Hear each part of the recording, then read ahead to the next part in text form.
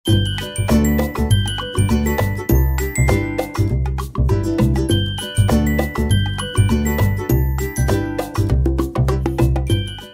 Morning, welcome to my new blog.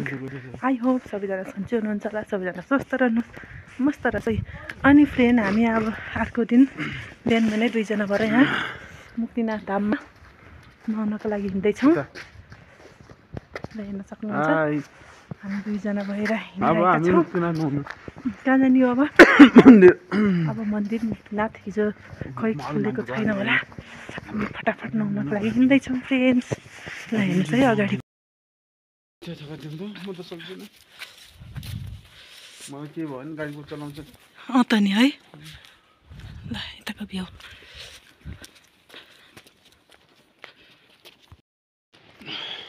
होइन भाइ, 20% त नि त्यहाँको सिँढीहरू।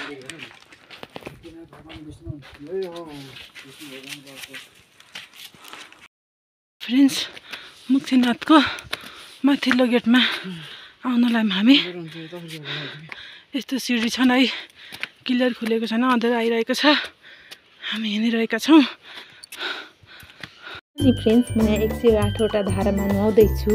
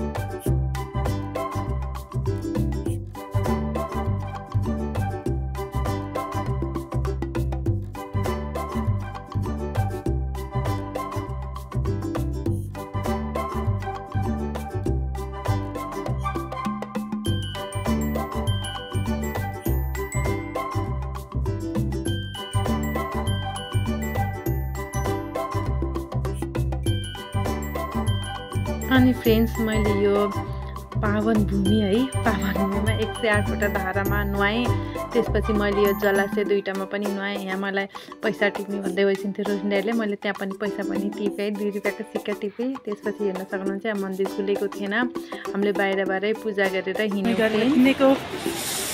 फर्किँदैछु, जाडो भइरहेछ, पानी एकदम चिसो रहेछ यहाँको। टाउकै झिल्याउने, टाउकै छिराउने हिँड्दैछु। ल यहाँ घन्टी, अब जाने बेला घन्टी बचाउनु हुँदैन भनेर यता पनि जान अब हतार हतार भयो। कहाँ कहाँ खुले होइन, अब हामी हिँड्यौँ। यता ज्वालामाईको ऊ हेर्न पनि थियो अरे, तँ चाहिँ यस्तै हो।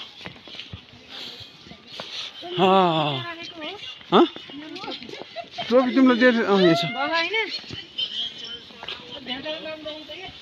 मान्छे भिड हुन्छ हेर अब त।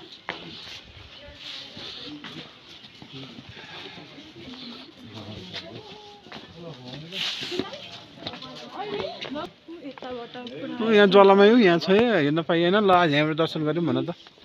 जय हो ज्वालामुखी माईको। अब यहीँबाट आफूले भन्नुहुन्छ के म हजुरलाई ब्याकग्राउन्डको देखाउँछु। यता मुक्तिनाथ, यो हो मुक्तिनाथको परिसर। यो डोल्पा जाने बाटो अरे नि त, त्यता ऊ त्यो है, त्यता डोल्पा जान्छ अरे नि त। ऊ त्यो पारेको बाटो डोल्पा जान्छ अरे के।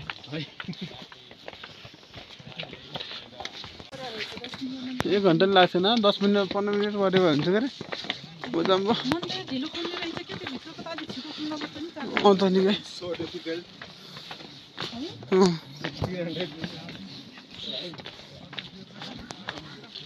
गएर मुजा लाऊ तिमीलाई चिसो नि भयो क्या अब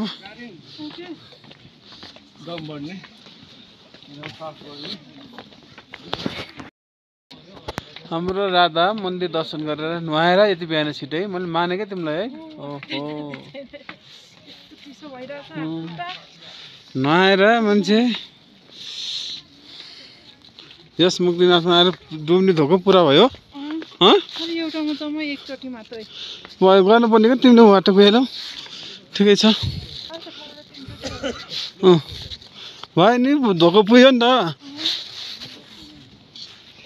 पोखरीमा डुब्ने ठुलो धोको थियो त्यो पुरा गरेर होइन अनि फ्रेन्ड्स हामी मुक्तिनाथ त आइसक्यौँ है आइसकेपछि मैले हेर्न सक्नुहुन्छ यो पुरा बाल्कनीबाट हिजो पनि मैले हिजोको मेरो भ्लगमा पनि मैले राखेको थिएँ भने आज पनि मैले मर्निङ टाइममा राखिरहेको छु ल हेर्न सक्नुहुन्छ उता पुरा हुस्सु लागिरहेको छ भने मुक्तिनाथ टेम्पलतिर हुस्सु लागिरहेको छ भने उतातिर पुरा पूर्वतिर घाम लागिरहेको थियो फ्रेन्ड्स अनि त्यसपछि हेर्न सक्नुहुन्छ मैले झोला ब्यागहरूमा पुरा आफ्ना कपडा सपडा जुन थिए ल्याएका त्यो मैले प्याक गरिसकेँ त्यसपछि हामी हिँड्यौँ अनि हामी हिँड्दा माथि अब हामी चाइना बोर्डरतिर जान लागिरहेका छौँ फ्रेन्ड्स यो अनि हामीले बिचमा त्यहाँको भ्यूहरू लिएर हामीले स्किप त्यो टिकटकहरूमा राख्ने भन्दै भिडियो अलिअलि खिच्दै हिँडिरहेका थियौँ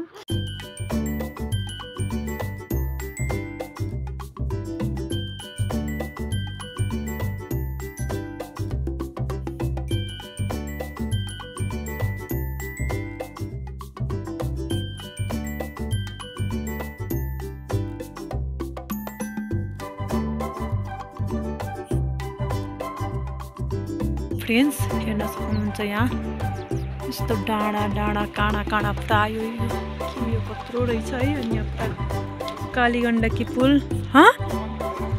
अब हामी यहाँबाट कहाँ जाँदैछौँ चाइना लोमङथाङ कहाँ जाने हो रोहिण्डी चाइना बोर्डरमा चाइना बोर्डरमा झकासबाट जाँदैछौँ यहाँ पुरा स्काई पुरा खुलेको छ हेर्न सक्नुहुन्छ पुरा राता छन् हामी चाइना बोर्डरतिर जाँदैछौँ कालीगण्डकी यो पुल कालीगण्डकी यस्तो पुल हामी अब पुल चढ्दै हिँड्छौँ यो कागमनी भन्दा थोरै माथि छुसाङ कटेसी हो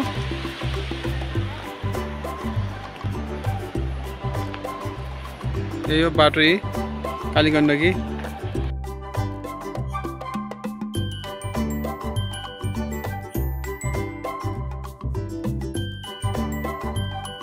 सिनहरू कति राम्रो सिनहरू थियो मैले त्यो राखेर हजुरहरूलाई देखाइरहेको छु अनि हामी एक ठाउँमा गएर हामी त्यहाँ खाना खाने भनेर पस्यौँ अनि हेर्न सक्नुहुन्छ यहाँ हामीले खाना खाएका थियौँ मैले पहिला खिचिनँ है त्यसपछि जाने बेलामा मैले यहाँको पनि अलिकति खिचौँ भनेर खाना खायौँ हामीले खानासाना खायौँ त्यहाँको खाना एकदम स्वादिष्ट थियो फ्रेन्ड्स हेर्न सक्नुहुन्छ बिचमा जाने बाटामा ठाउँमा खाना खाने ठाउँहरू पनि पाउँदो रहेछ है ल हेर्नुहोस् मैले त्यहाँको पनि भिडियो अलिअलि खिचेको छु त्यो पनि हजुरहरूलाई सेयर गरेको छु लोघेर दामोदर कुण्ड गाउँपालिका हजुरहरूले हेर्नुहोला पुरा हेर्नु फ्रेन्ड्स हामीले त्यो होटलमा खाना खाएको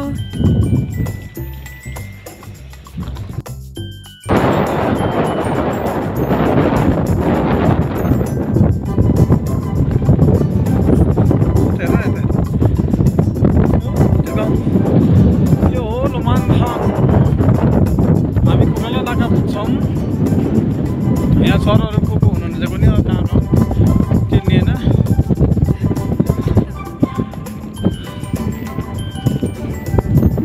हामी बुढाबुढी मात्रै यस्तो मजाले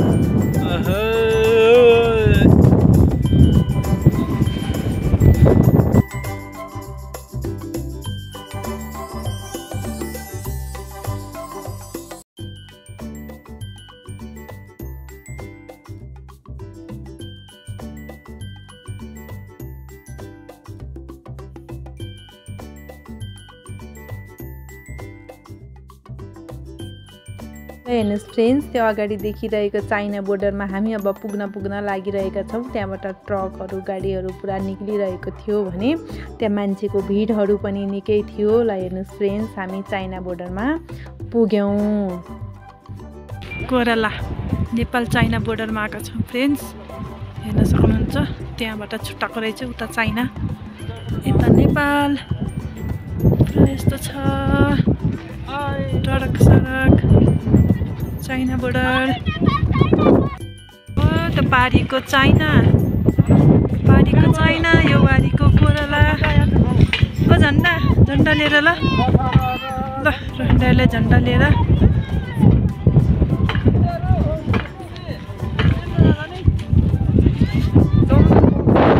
फ्रेन्ड मैले चाइना बोर्डरमा गएर हाम्रो नेपालको झन्डा फरर पारेर देखाइरहेकी छु। हजुरहरूले पनि हेर्न सक्नुहुन्छ, हजुरहरू पनि घुम्न जानुहोला। एकदम रमाइलो ठाउँ रहेछ। तर चाइना खासै त केही पनि छैन फ्रेन्ड, चाइना र नेपाल छुट्टाएको बोर्डर छ। तर पनि एक न एकचोटि जानुपर्ने रहेछ। म गएँ, हेरेँ, रमाइलो लाग्यो। हजुरहरूले पनि हेर्नु होला के पाउँदो रहेछ भनेर हेर्नको लागि बोर्डरमा हिँडिरहेका छौँ। कता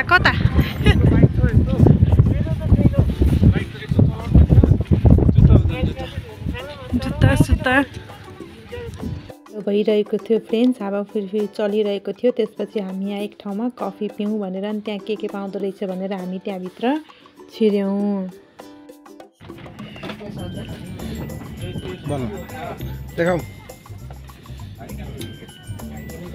चाइनिजमा बोर्डरमा नेपाली पसल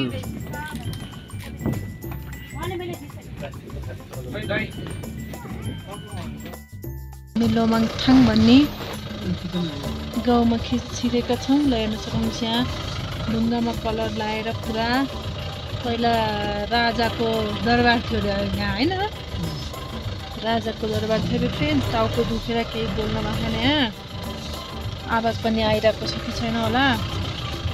ल हेर्नुहोस् यहाँ पहिला राजाको दरबार यतापट्टि थियो अरे, कता हो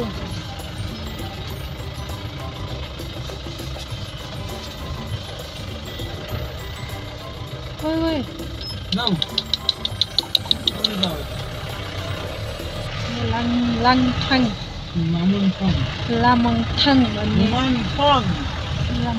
भन्ने हो त्यो फ्रेन्ड्स। ल हेर्नुहोस् यता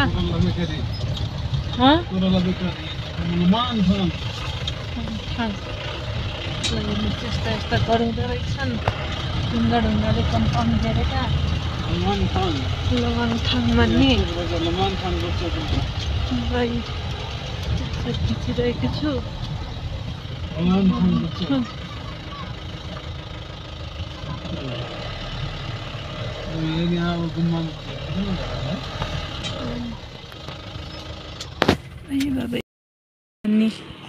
ओहो यो कस्तो हुन्, कस्तो कलरको काउ हो कि के हो यो। ल रोहन्डाले यहाँ गुम्बामा पुरानो गुम्बा रहेछ।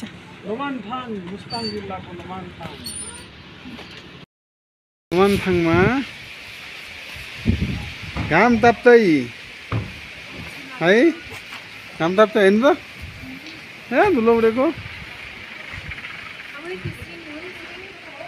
अनि फ्रेन्ड्स हामी माथि गएर आयौँ है, बोर्डर चाइना बोर्डरबाट आयौँ। त्यहाँ हामीले कफी पिएका थियौँ दुईजनाले। त्यसपछि हामी लोबाङथाङमा आएर हामीले चाउचाउ खायौँ। एकदम टाउको दुखिरहेको थियो फ्रेन्ड्स। अनि आउने बेलामा रात परिसकेको थियो। अघि मैले देखाएको त्यो होटलमा हो। मैले आउँदाखेरि मैले केही पनि खिचिनँ है फ्रेन्ड्स, पुरा अँध्यारो भइसकेको थियो। ल हेर्न सक्नुहुन्छ। अनि त्यसपछि हामी आएर कागबेनीमा बस्यौँ। अनि त्यसपछि हामी पोखरा, भोलि हाम्रो यात्रा पोखरातिर हुन्छ। हजुरहरूलाई कस्तो लाग्यो? Thank you for watching.